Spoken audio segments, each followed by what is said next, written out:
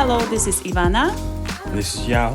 And you're listening to the podcast Life in Black and White. And all the shades in between. We share all things life, relationships, marriage, parenting, race, and much more. If you enjoy listening to us, then please follow or subscribe to this podcast. You can also find us on Instagram and Facebook under Life in Black and White.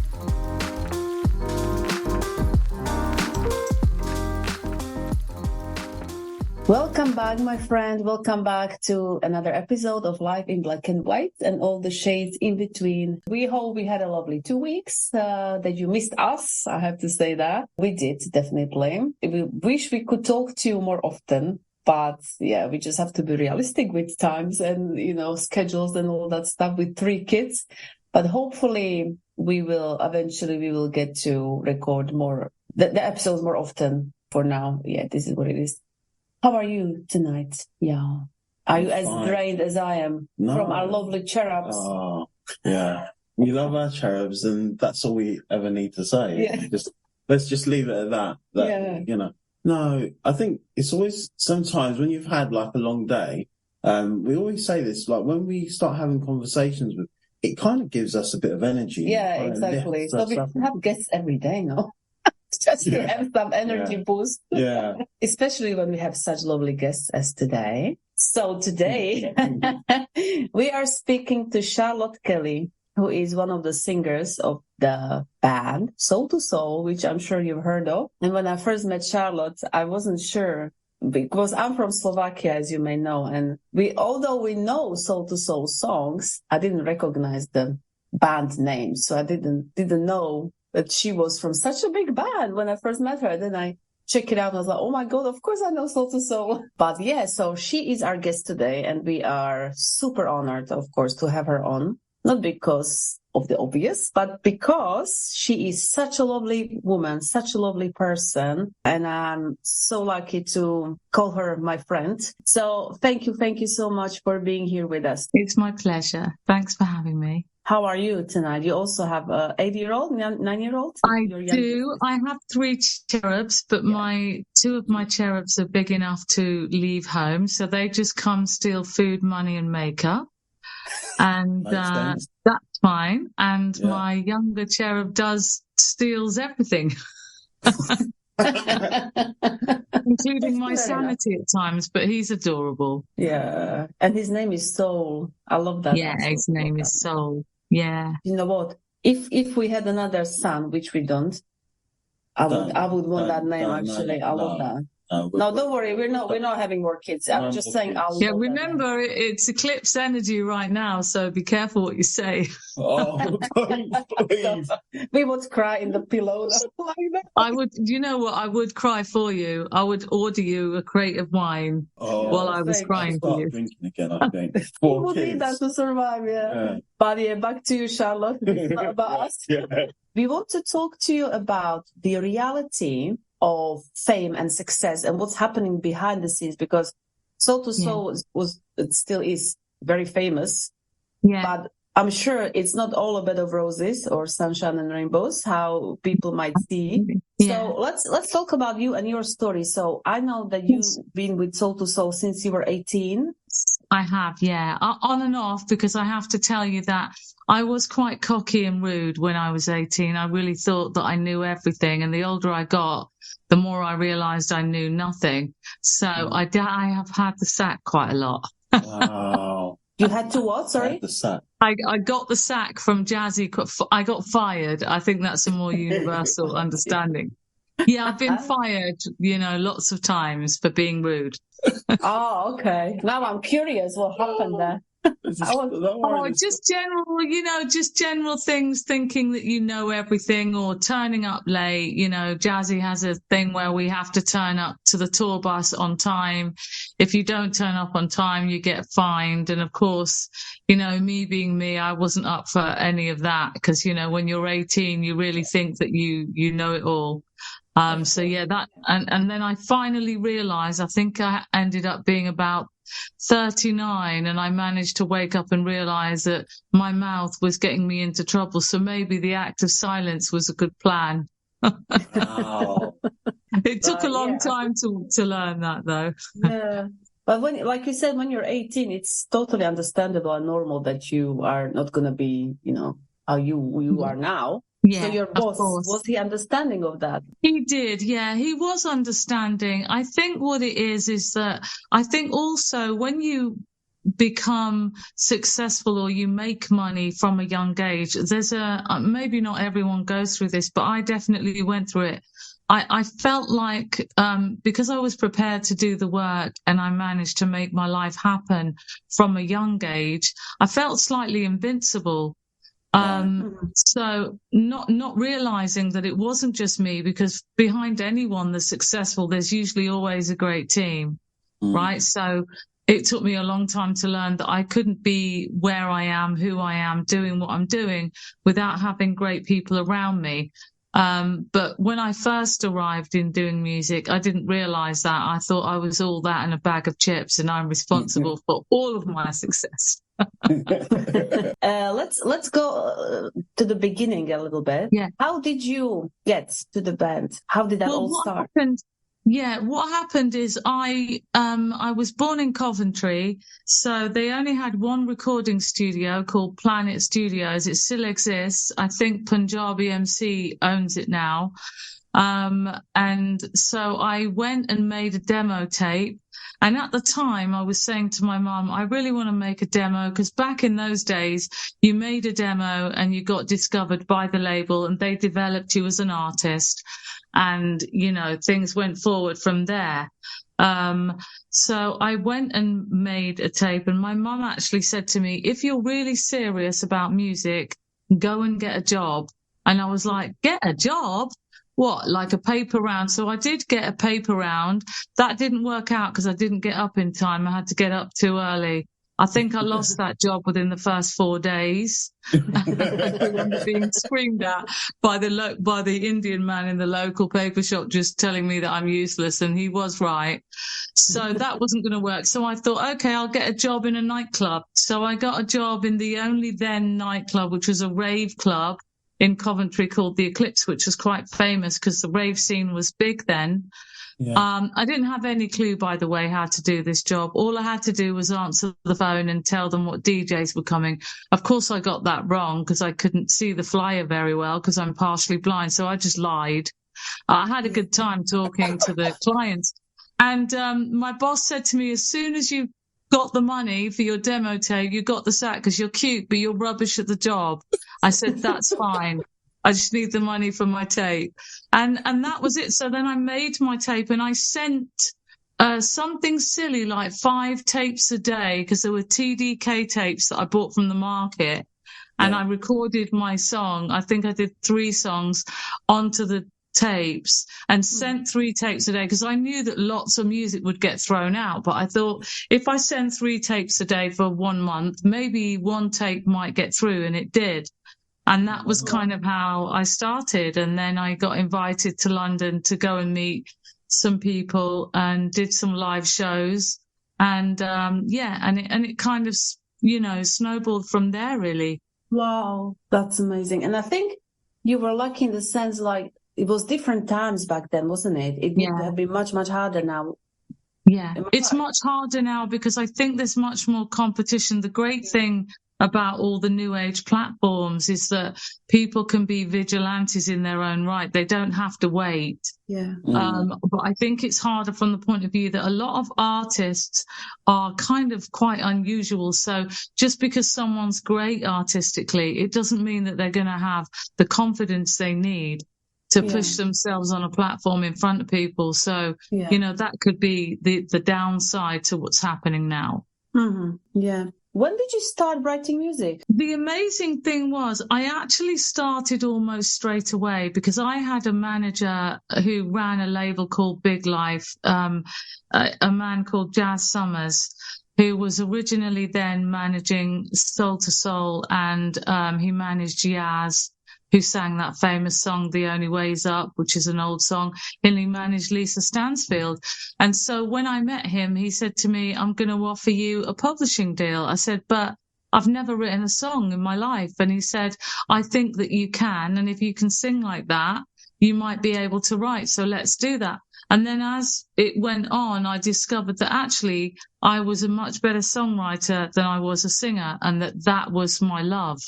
So, you know, it was from someone believing in me, really, because I used to write poems at school because I didn't know how to write songs. I used to label the top of the poem and put fast, slow, and, you know, the scenario of what it was really about. But I didn't really know what I was doing. I think I still have that folder from when I was younger, but that was the beauty of it, you know? You say about the confidence and stuff that you needed. Yeah. And, you know, you said that you obviously take my word in with a pinch of salt, and you believe the hype before, you know, 18, you're out there, you're doing really well and things, and you start believing. Do you feel that you do need that confidence? You do need that kind of confidence in yourself to a certain extent. You need the cheek. You definitely need the cheek. I mean, that's the thing that I found is that, you know, I have had times in my life when I've lost that cheek. And it's difficult when you do lose that, because then it's hard to put yourself in front of people. And I definitely was very cheeky. I didn't mind that I wasn't the best. I didn't mind that I wasn't successful.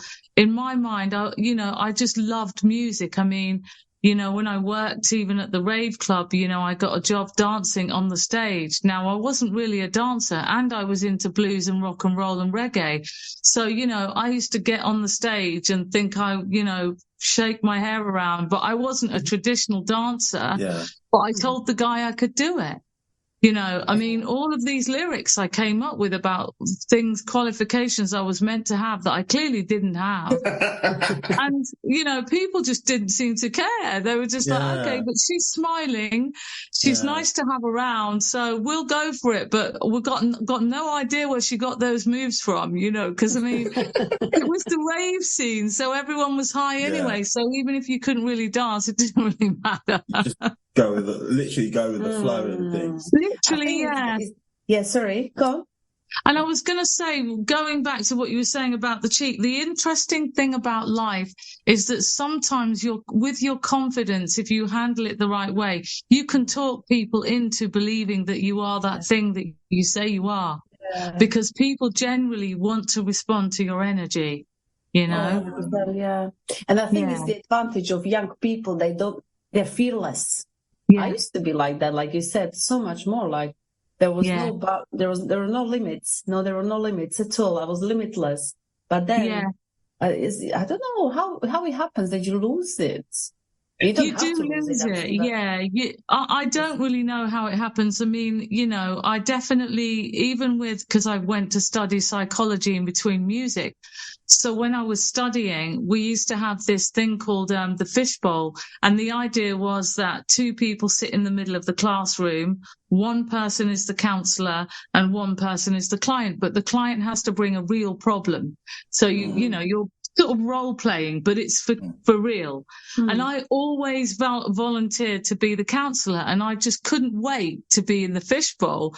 Obviously, because I'm an entertainer, it doesn't bother me that the whole class is watching me. But what would happen is, because I had, and still battling with it now, imposter syndrome as a counselor, I would start off really well with the session with the client, but all of a sudden this client would tell me something devastating that I wasn't expecting, because I'm in the classroom learning, and I would burst out laughing. My teacher said to me, "What are you laughing for? We're studying as counsellors. This is real." I said, "I'm not laughing at the problem. I'm laughing because I feel ridiculous, because I run here and do this, but then once I'm in it, I'm like, oh, right, okay, this is real, and now I don't know what to do." And my steam would just go, you know, and I suppose that's what it's like for people that get stage fright or something, you know. Okay, so let's go back to your beginning with Soul to Soul. Yes, so you started with them. Where were they in terms of They were, I think they had just had their hit with Back to Life or Keep On Moving. I'm not sure which, but I do remember I remember listening to it when I was at school, and then I think I'd just a few weeks after finishing school, I was, touting my tapes around trying to get a deal. And I went on holiday to Ibiza and I was asked to sing for a season in a club. I said to the manager, I can't sing for you because I'm going to get a record deal. Now, I wasn't going to get a record deal. Nobody had offered me anything. I was telling him that what I wanted to happen. Yeah. But I said, if, for whatever reason, if I'm not that busy, I'll come back and sing next summer. I realized that I'm a bit lazy, didn't really want to do that because that meant working. So when I got back to England, it just so happened that I ended up signing with the same managers that worked with Soul to Soul. So Jazzy needed another singer because Karen had gone to America to do her own thing, Karen Wheeler, who sings the original Back to Life and Keep On Moving. And she's also the writer. So I said to Jazzy one day, I don't understand why you've got all these amazing singers that come from America when this is a British band and I'm here and you've never asked me to audition for the band. And he said, oh, I never thought that you wanted to because you're a young person. So I thought you wouldn't be interested because we're all much older than you. And I said, well, it makes sense for me to do that because I'm from Britain and you're interviewing now American singers. And Karen Wheeler was British. Rose Windross, who was another singer from, I think most of the singers from Soul to Soul in the beginning were originally British. So that was kind of how it started. So they were riding high at that time and they needed fresh blood and to keep going, basically. Wow. So how did you find it? Your first, say, years with them? I found it really intimidating because being a mixed race person, I grew up really, I spent time around my father who's from St. Vincent, but then I learned that there were different islands because I just thought black people are all the same at that age. I didn't realize that there was different types of black people. I just thought, so their energy is different. And when you're not used to being around it, which I wasn't really because I grew up mostly around the white side of my family. And so they lived in a very different way. So just being in the studio with about 20, funky dreads was a bit like, wow. Yeah. For me, it was a culture shock, really. Yeah. Do you think that also, after a period of time, helped with your confidence? I think, it definitely did because I realized then that actually these were my people. I always loved reggae, even though I've never actually recorded a reggae song that's been released as a record. And I was brought up, listening to sound systems and reggae because my dad was a Rasta man and he looked after us quite a lot of the time. So, I was already sort of indoctrinated into the sound and used to the culture that surrounds that. So I found a massive liberation within it once I started to spend more time there. Yeah. Mm-hmm. Yeah, it was great. So how did your casual day look like? Well, the casual day would be getting up, going to, at that time, Jazzy had the studio in Camden in Rochester Place, and it was a great studio because in those days people would come to just hang out. We had a guy who used to cook for us called Napti, and he was an amazing cook, so he would cook every day. So it was a bit like I'd get up at home, obviously, get ready, go to the studio for about 12. I would be there all day, and because I was young, I didn't want to miss anything. So I wanted to be there all the time for all the recordings, whereas now I'm like, can we finish at 8, please? It's like I've got another life.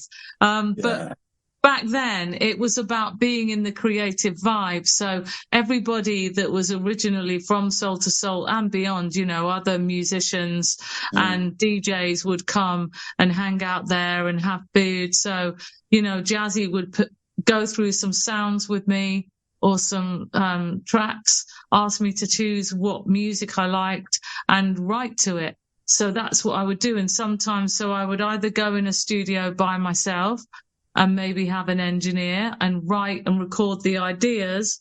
Or, you know, I might just go in a private room with just a tape recorder and do it that way. And then when I had something, just say, right, I need to put it down now. So that was great because I could immediately just go and record it after I'd written it. And then he would work on the mix. And then we'd decide what we were going to use and not use, you know, that kind of thing. So it was great for a young person who wants to be creative, because I just did that every day. You said that your manager, who obviously managed Soul to Soul as well, they obviously gave you, you know, they had a lot of confidence in you. The fact that they said, you know, be a songwriter as well as a singer and things. And I don't know, this is probably my own personal thing, but from a producer's kind of point of view, if they're giving you a song and you sing it, that's great. And if it blows up and it goes really well, it's amazing. But they're able to kind of manage those royalties and all that and things a lot more. Whereas if someone's giving you that opportunity, you get something back and stuff. And I don't think many singers really kind of had that. A lot of people were kind of, this is a song, this is a song, this is a song. But not many were actual singer-songwriters and stuff, where you would have both access to some of the royalties going forward, right? Yeah, no, absolutely. I mean, I think the reason why is because, like I said, I thought in the beginning that I was just a singer. And because I was obsessed with Whitney Houston and Donny Hathaway, for Christmas, I remember being given a Whitney Houston book about her life and the fact that, you know, she wasn't really someone that did the writing. She liked to take the song and really make it her own. Yeah. And I remember being surprised by that because she, to me, was so amazing. And every song she sang, it sounded like she meant it so much. I used to think that she wrote it. Yeah. So I was really shocked when I found out that she didn't. And obviously with Donny Hathaway, he was the opposite. He wrote most of what he did, but he did sing loads of other songs that he thought were amazing. And again, would bring something totally different to the original song. But I think what I really realized is that writing was my baby. It was my thing that I love the most. Even now, I still say that, even though I like performing and it's like having a great glass of wine or spending time with someone you love. It's great from an adrenaline point of view. But when you sit and you create a song, because I've got guitars here on my wall and I play guitar really badly, but I don't actually mind because I like the sound of it. But I like the idea of creating something really new that I feel hasn't been done before. That's still my favorite thing. And I think that, you know, the publishing angle for singers and songwriters get burnt quite a lot in the beginning, because we don't realize that that's where the money is. Yeah. You know what I mean? Whereas the business people do know that. Yeah. And that's definitely, I've definitely been burnt and caught out by that, because it's about remembering that it is the music business. Yeah. So, you know, the business part was never, it took me a while to wake up to that, really. Not so much the artist, have that business kind of acumen. And stuff as well. And I made the mistake of saying, I have to be honest, when I was younger, I remember saying to almost every manager that I might have taken on after Jazz Summers, oh, I'm not really, you know, I'm a musician, I'm creative, I don't know about business. Back in those days, you could get away with that, and you better hope to God that you had a great manager that wasn't going to rip you off. Because 90% of the time that's what went on.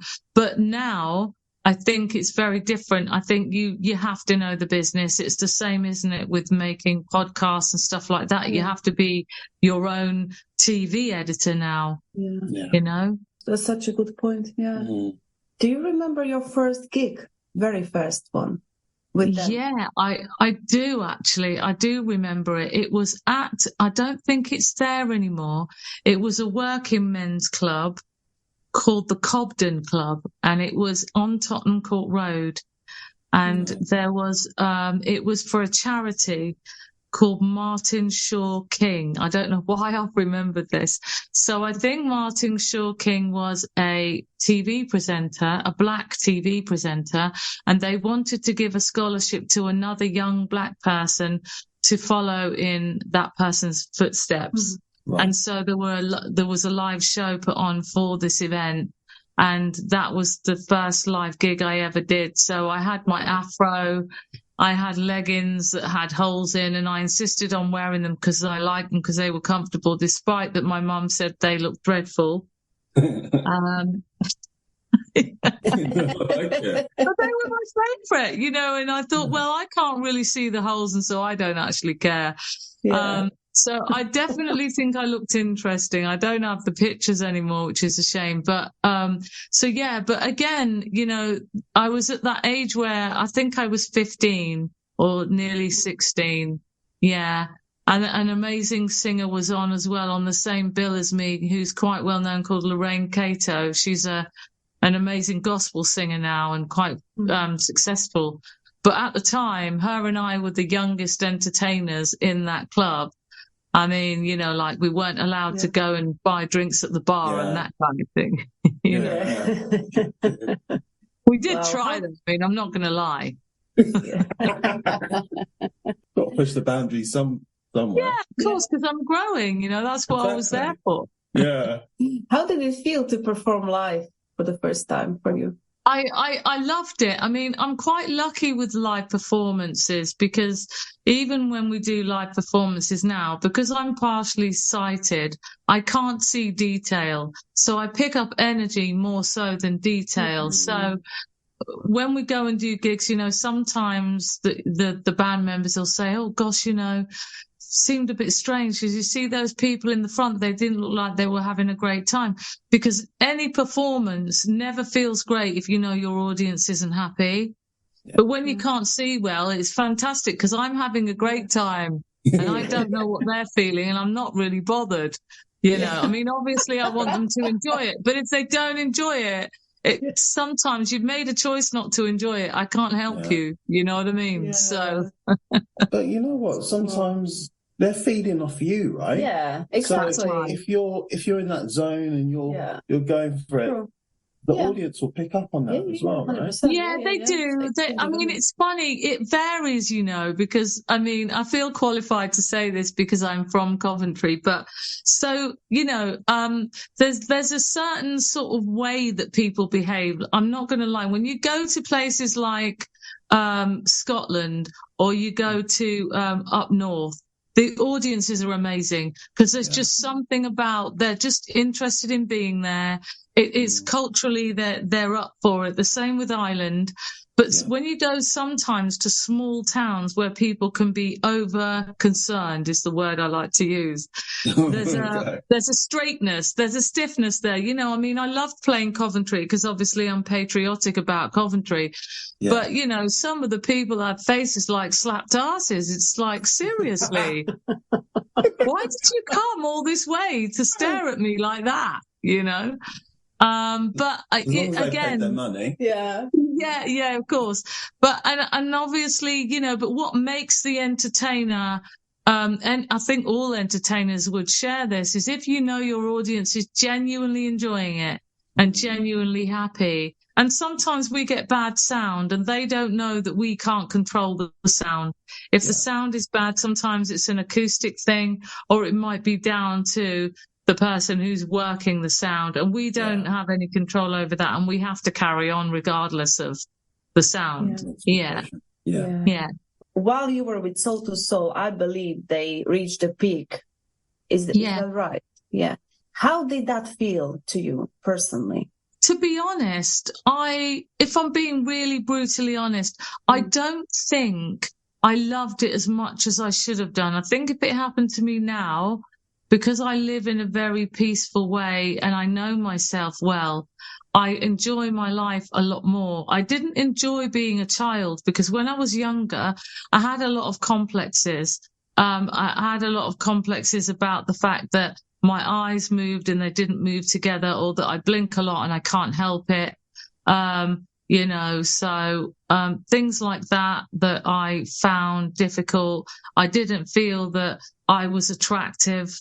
So these were all problems, PTSD problems that I had. My mental health wasn't great when I was young. So that meant that a lot of the great things that happened to me, there was a spiritual bypass there because I wasn't open to receive it, because my head was looking at, but my hair's not this, or my eyes are not like that, or I didn't grow my breasts till really late in life, or I don't have breasts, and all the other stars have got massive boobs, you know what I mean? So they sound silly, but when you're young, you're so concerned about all of these things.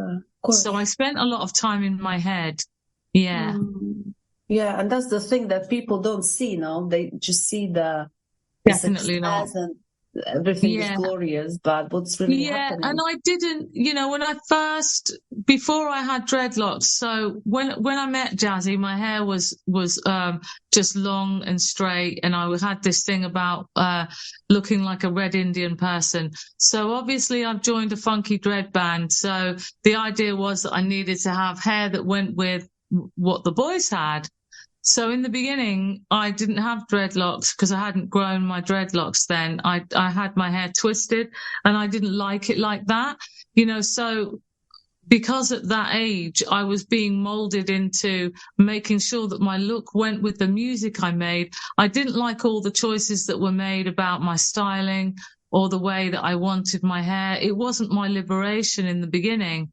So it made me feel even less confident because, like I'd have the long twists in, which I had in the beginning with Soul to Soul, and everyone loved it and I hated it.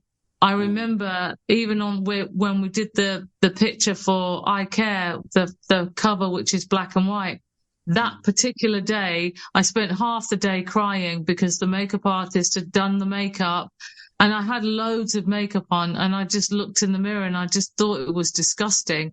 And everyone told me it was great, but I hated it. So, and I didn't have the guts that I have now. I didn't have the guts to say, I really don't want this. There were some great artists who wouldn't allow people to push them around, and I wasn't that person. It took me quite a long time to learn to stand up for myself. Oh, wow. So, and I think artists go through that a lot in the beginning. Yeah. Is there anything that you would love to turn around and say to 25-year-old you? What advice would you give to yourself after all the experience that you've had now?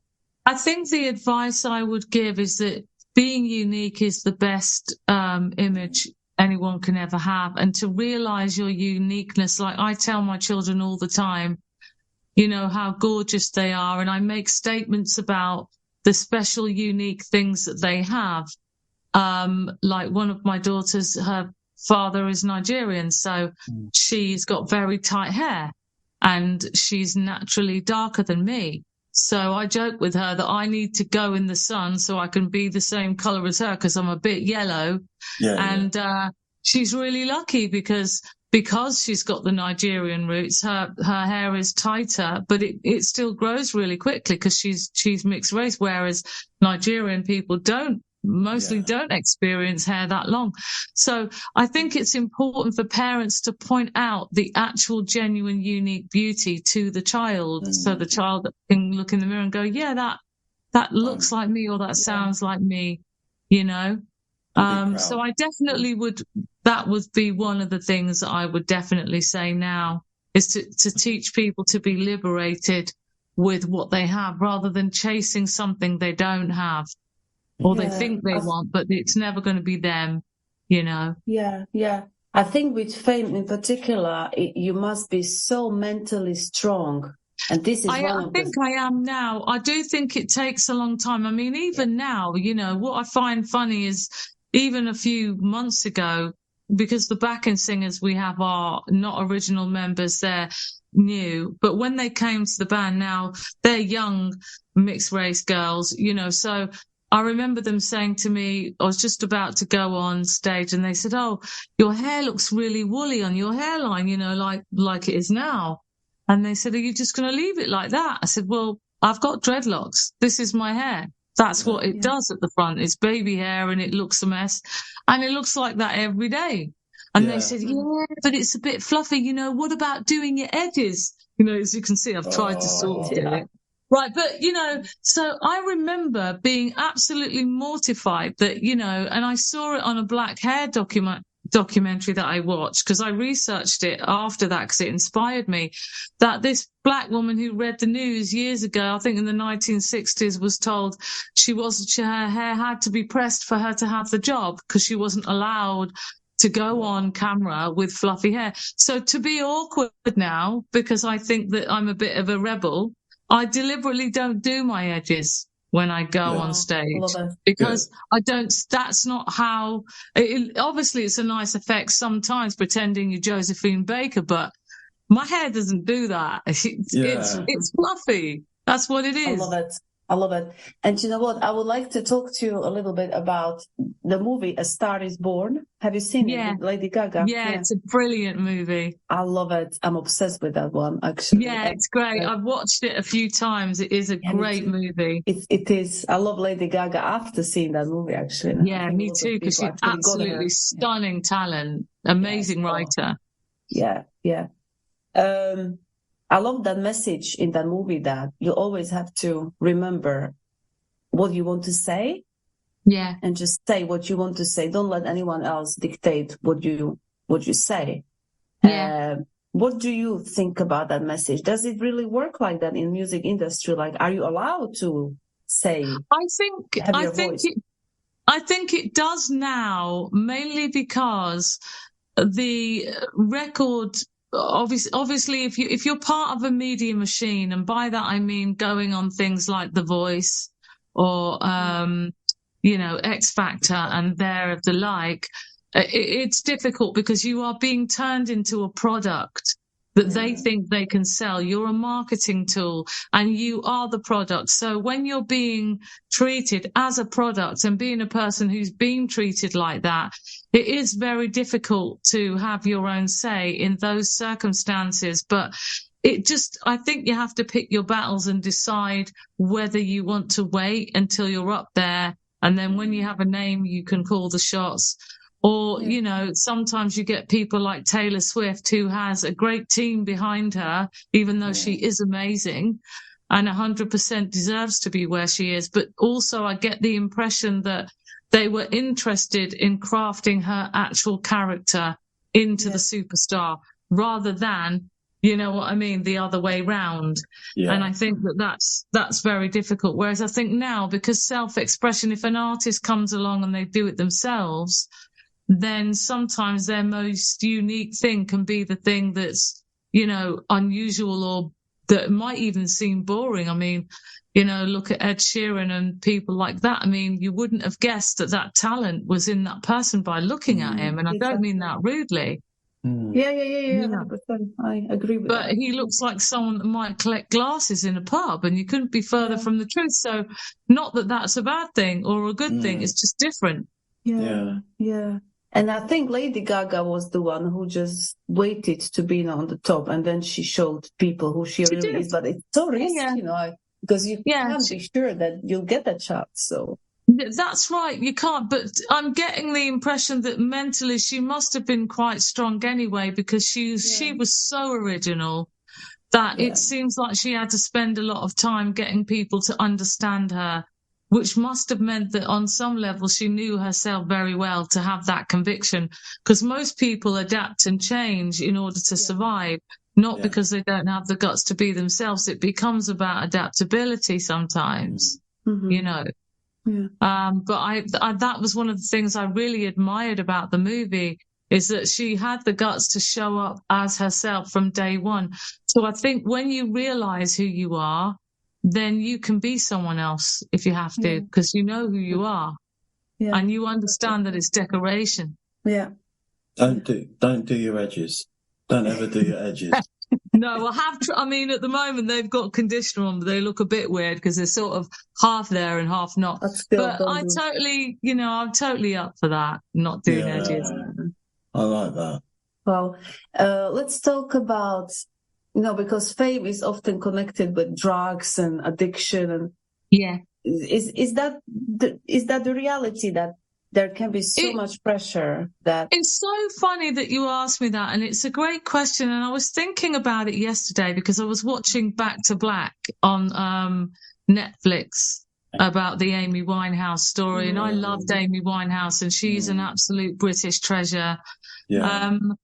And so I'm still not through. I'm only halfway through it. But what I noticed is that I thought really long and hard about why we have the 27 Club, and why do people, why is drugs and alcohol and, well, any kind of narcotics really a big part of the music business. And I think the reason might be because you're dealing with fantasy. You know what I mean? I mean, to look amazing like those people do and walk red carpets and look great, yes, they need a great mindset. And a lot of times the most talented people were either super spiritual and knew everything already, like Bob Marley, or the fact that they were tortured was what made them great. Yeah. You know what I mean? So I think there's two schools with that kind of thing, really, because although, you know, obviously, as we all know, the effect that drugs and alcohol has on you from a spiritual point of view and a physical point of view, but it takes you to places. I don't know about drugs because I've never done that, but I like a glass of wine, and you can go to places that you can't go when you are sober. Or maybe you can, but I'm not evolved enough. I haven't done that yet. So I think that's why it is in the music business. And also those things can be used as leverage to get people to do things that they probably shouldn't be doing. And we all know that happens in the music business too. Yeah. Absolutely. It's funny that you said that. I haven't seen that particular series, and I'd be interested to watch that. But yeah, definitely check it out, because I don't know whether it might say in the credits whether it's true to form, right. But I have the feeling that it might be. And again, you'll notice if you look at it that she was one of these people who really believed in herself. You know, at the beginning of her career when she met Blake had nothing. He was sofa surfing.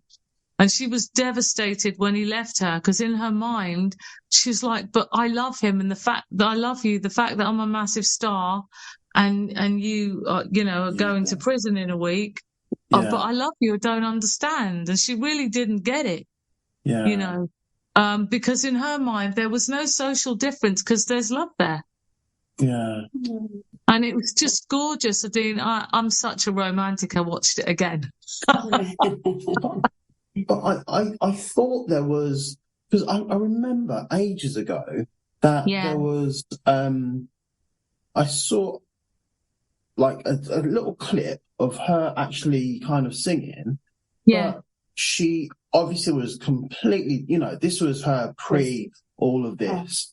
Yes. And, you know, I think at the time she was singing and she wasn't getting much traction. Yeah. As this, you know, the voice is still as powerful as it was and stuff at that time.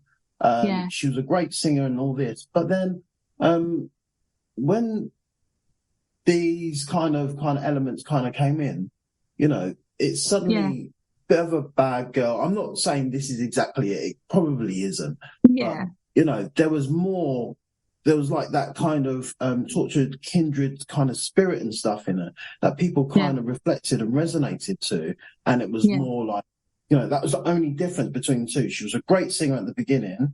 I didn't think that she was as powerful in the media. Whereas when she was this other person who connected with, then all of a sudden, you know, you got the papers picking up on anything and everything that she did. Yeah, because again, but you're 100% right. But all artists have struggled with being a product of that, because what happens is that the labels realized, should I say, that you become your own soap opera. People are interested. It's the intrigue, you know. Yeah. It is devil energy, because whether you like it or not, that energy is entertaining. It's exciting. It's like, what's she going to do now? Yeah. What do you mean she's half cut and she's trying to sing a song and almost fallen off the stage? Yeah. it's an unfortunate, and I don't agree at all with that, you know, that philosophy and what it does to people's lives. But they almost sort of keyhole in on the fact that she's got that tortured thing going on. Yeah. She would have had access to all the alcohol that she wants or whatever. You know, things like that. And then what happens is it ends up, the loneliness will increase because now she's famous. She can't, you know, go round the corner and buy a packet of fags like she could in the beginning and a bottle of vodka and sit and drink that. You know, she's going to be having it sort of delivered. Yeah. That's such a good point you just said there. Sorry, I need to elaborate on that. Yeah. When you're famous, you feel lonely. And I think that's so powerful that lots of people don't realize that. Sorry, continue. Because they believe, so many people believe that when you're famous, you have everything and you're happy because you're someone, yeah? Yeah, but there's lots of restriction. You're right. There's a lot. I mean, I'm lucky because even though I work for a famous band, and even though I've had to sack lots of times and been re-employed lots of times, because the focus is around Jazzy and Karen. And in a sense, what I do is my contribution can be deemed as an understudy. I've always managed to live on the edge of being a normal person and being able to step into some semi-famous thing. You know what I mean? Because of how my life has been structured. So I've been quite lucky that I've been in and out with that. So I've been able to sit at the top table and able to sit on a step and see the difference. And I like that. And it's really interesting to see how, you know, people at the top table have a totally different, because, you know, you're a commodity, you're a product. You're almost, in a sense, it's not about you as a human being. I think maybe it's going round in a circle now because we're in an age where, you know, people are learning that toxicity kills. But, you know, there was, because don't forget, you know, with the 60s, that was the revolution with the whole sexuality. And then out of that was born all of this new age behavior of just doing whatever you wanted as excessively as possible. Yeah. I definitely missed an age and stuff on that one, I think. Tell us, Charlotte, where is the band now? Well, where it's going now is we are doing lots of revival gigs. So we seem to be on the bill with people like Chic and what's that brilliant songwriter that's amazing, forgotten his name, Billy Ocean. I love Billy Ocean. Yeah, I got to meet him. He's just fantastic. What a great writer. I used to listen to Caribbean Queen and suddenly when I was a child. So we play the rounds quite a lot, doing festivals and some corporate gigs, which is great. And then, you know, in between that, I do my counselling and psychotherapy and, you know, help my children do whatever it is they want to do with their lives now, really. Wow. So you're thinking about doing more of a coaching going forward? Yeah, it's going to be, so it's going to be based on helping people with mental health, but using all forms of art to be able to teach people to manage their own mental health. Because, I mean, counselling work is great. Talking, integrative therapy has its place, especially when people have extreme grief, as that'll be happening a lot now with the times that we're having and everything changing so quick and, you know, people sort of leaving this dimension all over the place. But I think self-reliance for mental health is really important. So people learning to self-regulate in lots of different ways. So it becomes a daily event because healing is a daily event anyway. And all of the skills that I learned, even when I went to school and things that I actually had to teach myself to do, you know, like silly things like if I want a glass of wine, it's not Friday, can't have wine, got to get up for school, you know, just things like that. General discipline that has to happen so that your life can be happy and productive and you can choose happiness rather than pleasure because it's not the same thing. Yeah. I love that. Yeah. Sometimes I like the pleasure bit though. Don't get it twisted. Yeah. Oh, I just got an idea. You could coach people or help people in the show business with the mental health. That could be I'm definitely up for that, because I think that it's very, very difficult as an artist. What I've learned is your state has to be, I mean, it's probably, to be honest, for everyone. You've got, your mind is everything. And if you're not well in your mind, you're not well anywhere, you know. Exactly. So that's kind of what I learned. I mean, you know, I get up and train every day and I don't like doing it.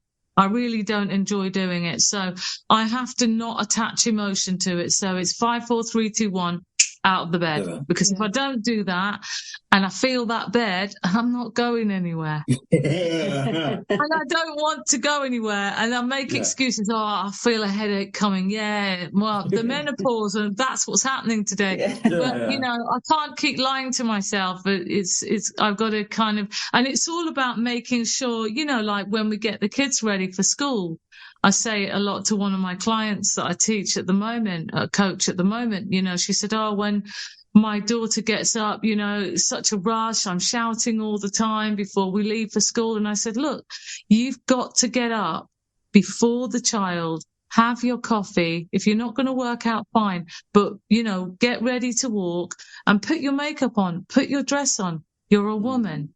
You were a woman before the baby came. You're a woman now. I've always been quite selfish like that, to be honest. So, I mean, I put makeup on when Iman was a day old, when I waited for everyone in the hospital to come and visit. No, I love that. We need that. Exactly. Who is to say how things should be, how you should, you know, act? You know, I think it's important, like you're brilliant, like the brilliant thing that you know, the video you made the other day, which I actually saved on my phone to do a duet with. I just haven't got round to it, about feeling that you have to play with your children. Now, I really didn't like playing with my children when they were younger. And now Sol is online a lot, you know, like he's got his games. Now, not only do I not enjoy that, I can't see what the hell I'm doing. So, you know, I mean, I get whatever avatar I've got. So I go, right, my avatar's got to have blonde hair. She's got to have lipstick. She's got to have boots on. And my son's going, can we just get to the game? No one cares about your avatar. But this is my bit. And that's what makes me like it. So if I don't have a nice avatar, I'm not playing. You know, so, and actually the kids learn to adapt. And then there are some things that he wants me to do, like watch kids YouTube. I just won't do it because it makes me feel unhappy. I don't like it. So I think that it's about being honest, and kids actually respect that when you tell them that, you know. And they learn to not do things that make them unhappy. 100%. Yeah, and if you can adapt the play so that you can enjoy it, or put a time limit on it. So it's like, right, okay, I'm giving you an hour. I used to do it when the kids were small. I used to say, right, we're going to the park for 2 hours. I'd give them the countdown, and I didn't care what amount of screaming they did, because I like parks, but preferably ones without kids in them. So we're going to do 2 hours. When the 2 hours is up, do not ask me for another 5 minutes. It's not happening. We're going. And I know I was mean, but there are some women who go to the park. They've got breakfast, lunch and dinner. They've got, you know, basically a whole life and a house on top of the pushchair. No, that wasn't me. Or, you know, like all these, what you call them, where you have snacks, the boxes. The snack boxes, and the fruit cut in half. So like, oh my God, I just grabbed something quicker from home before leaving out. No. But that's just it. But also your kids learn, you know, like for instance, when my youngest daughter was little, when she was 7, she realized that I wasn't good at shopping, because, you know, I'm creative. I like shopping for shoes and makeup. But if I've got to buy food, well, can't we just order it? I really don't want to do it. Let's just do it quickly. So what she used to do, she used to write me a list at 6 years old. These are the things that 6-year-olds like. that's good because I love to it. use their brain and ingenuity. Yes, everyone wins. Yeah, I love that. I think it's great. I think because children are so clever, and actually they're your best friends because they bring out things in you that you need to be brought out. As parents, I know because I've done it a lot, and I still force myself not to do it now. It's easy to run around going, right, I'm going to clean, the house is going to look amazing, I'm going to get all the bills paid, I'm going to do all these jobs, and then by the time your child's 25, 26, there's no memories. I have great memories of my father, who, by the way, would get us to school late, couldn't put us in the right clothes, gave us the wrong food, but we had the best time. Yeah. Oh. And he was just useless at anything. Well, I mean, because he was brought up in the Caribbean, he just couldn't get with the 9 o'clock rock thing. He tried, but it just wasn't. This wasn't him. It just wasn't him. It was like, no, we're going to make cocoa and grate the nutmeg. It's like 5 to 9. You know, my school was 4 miles away. But you know what? I actually think even in that instance there, if it's down, if the kid ended up being late like 2 or 3 times, they would start. You know, the shouting you said about winning clients, shouting to kind of, oh, we need to go and blah. They realise that the kid, oh, actually, we really do need to go. You might have to not shout so much to kind of get the kids to do what you want and stuff in the morning. Actually, they start to realise, that is the time. We need to kind of hurry a bit. And it's just less. Yeah. Or when they late a few times at school and they're embarrassed. Yeah. They don't want to do it.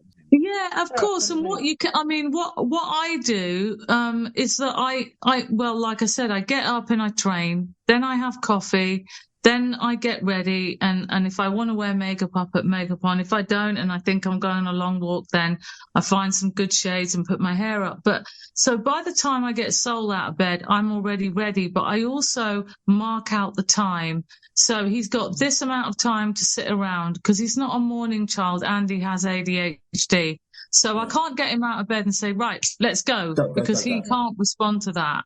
Yeah. He needs to feel everything. And because I think a lot of parents maybe not deliberately don't always make the time to learn who the child is. It's not about the child fitting into your regime. In order to make the child do that, you have to know who they are. Yeah. You know, and some kids can jump up and do that and they find it fun and they'll step to your beat, but other kids have got their own rhythm and their rhythm has to be massaged a little bit, you know, so that you can get what you need. And that's what I've learned. So it's always peaceful, because one thing I never do is when I take him to school, I have rules. So everyone knows, if you need me, you don't call me at 8:30 when I'm at the school gate, because I won't answer the phone, because I don't want him to leave me seeing me on a phone.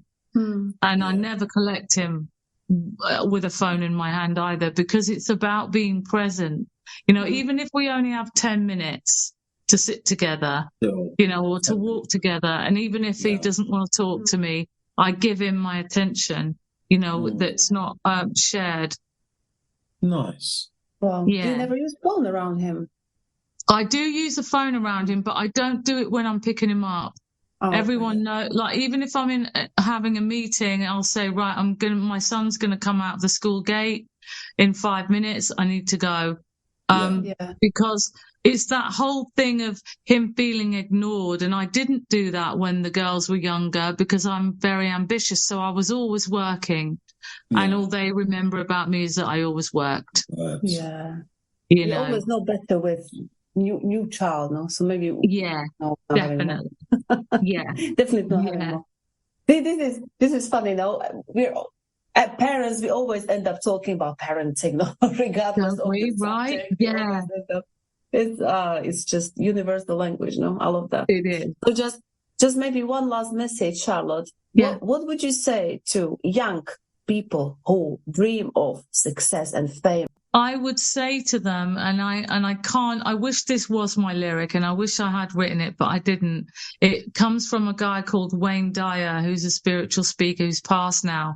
But I would say, don't die with the music in you, or don't die with the art in you. When you get to your last, if you imagine that you're on your deathbed and you haven't done what you came here to do, or what you wanted to do, how will you feel? And when you feel that, and you really feel that feeling, you know that you need to get out there and do it and try, because perfection is a fantasy. It's not real. Yeah. You know, so once you realize that you're allowed to come and claim your space, whether you do one painting or whether you make 10 platinum albums, it all actually is worth the same amount. It's just whether the world responds to you or not, you know? But you don't really need to be famous in order to be successful, do you? I agree. Yeah. Success usually, I mean, for me personally, I think happiness is the thing. You know, when you feel happy inside and you feel content knowing that you've created something that is able to support you in some way, even if maybe, you know, there are some people that don't believe that they can make a living out of what they do. But, you know, like I have one friend who has a high paying job in IT. She goes and plays gigs in Camden. Now, most of the time, she's spending more money than she makes to play that gig, but she loves it. And she lives for it. And it's her little treat to herself at the weekend, like our treat when the kids go to sleep is a glass of wine. Hers is playing in Camden. I mean, I think she would probably pay people to watch her because she just loves doing it, you know? Yeah.